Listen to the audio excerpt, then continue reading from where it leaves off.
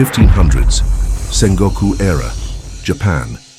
A time when power was fleeting, alliances crumbled overnight, and only the ruthless survived.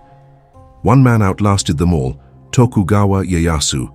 He was born into chaos, traded as a hostage before he could wield a sword, and forced to navigate the ambitions of warlords far greater than himself. He was the loyal vassal to Oda Nobunaga, the reluctant subordinate to Toyotomi Hideyoshi, and finally, the last man standing when all others had fallen. In Shōgun, Yoshii Toranaga is a strategist, a survivor, a man who never strikes first but always delivers the final blow. That is Tokugawa Ieyasu's story, a man who endured, adapted, and, when the time was right, seized his place in history. Ieyasu was born in 1543 as Matsudaira Takechiyo, heir to a struggling clan caught between two expanding powers, the Oda to the west and the Imagawa to the east.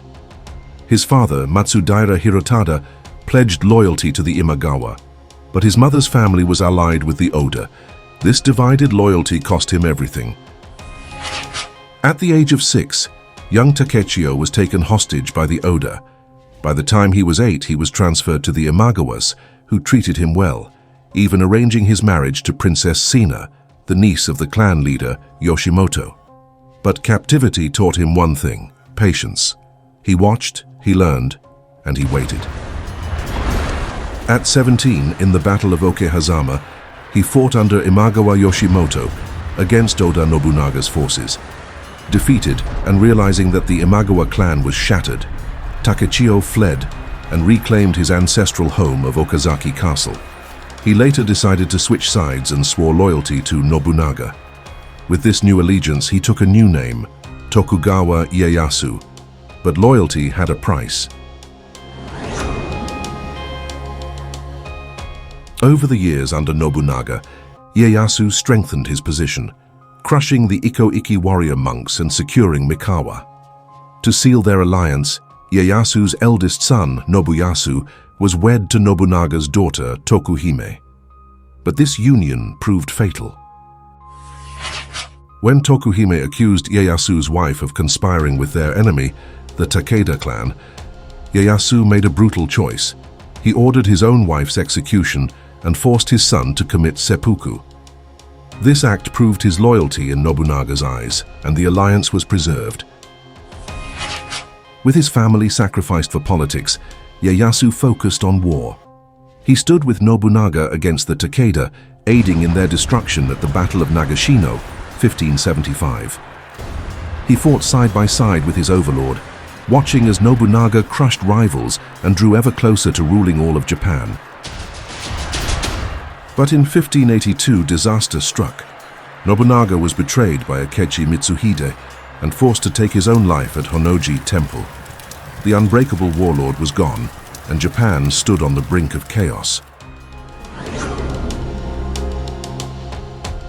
Into the power vacuum stepped Toyotomi Hideyoshi. Swiftly avenging Nobunaga's death, he seized control and declared himself Japan's new ruler. Ieyasu, now the most powerful independent warlord left, refused to submit outright. Their forces met in the Battle of Komaki Nagakute in 1584, but neither could claim victory. In the end, they brokered a peace, one that forced Ieyasu into reluctant allegiance, as Hideyoshi's growing power and influence was apparent. To secure Ieyasu's loyalty, Hideyoshi orchestrated a political marriage, giving Ieyasu his sister as a wife. Yet, despite outward submission, Ieyasu was watching, waiting. He bided his time as Hideyoshi launched his ill-fated invasions of Korea, draining Japan's resources and weakening his own position. Then in 1598, Hideyoshi fell ill. Before dying, he established a council of regents to rule until his young son Hideyori came of age. Ieyasu was among them, but as history would prove, he had no intention of being a caretaker. With Hideyoshi gone, Ieyasu made his move. Tensions between the regents boiled over, and in 1600, war erupted. On one side was Ishida Mitsunari, Ishido Kazunari in Shōgun, leading an alliance of Toyotomi loyalists. On the other, Ieyasu's forces. This was one of the largest clash of armies in Japanese history.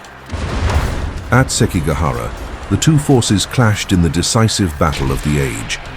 Betrayals unraveled Mitsunari's ranks, and by the end of the day, Ieyasu stood victorious. In 1603, Tokugawa Ieyasu declared himself shogun, the supreme military ruler of Japan. His patience had paid off.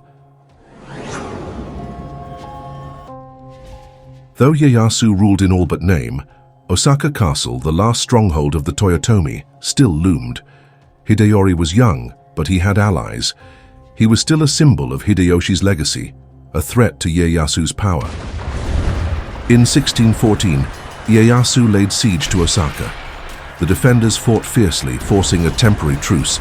But in 1615, Ieyasu struck again, and this time, there was no mercy.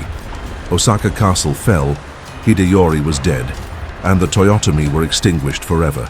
Ieyasu had won.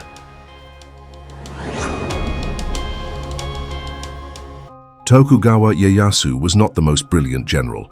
He was not the most charismatic leader. He was not even the most ruthless. But he endured. While Nobunaga burned too bright and Hideyoshi reached too far, Ieyasu survived them all. He knew when to bow, when to strike, and above all, when to wait. In Shōgun, Toranaga is a man of strategy, always looking beyond the next battle to the final victory. That was Ieyasu's gift. He was the last unifier of Japan. If you enjoyed this presentation, please like, comment, and subscribe. If you don't and you made it this far, why are you still here? Thanks for watching though.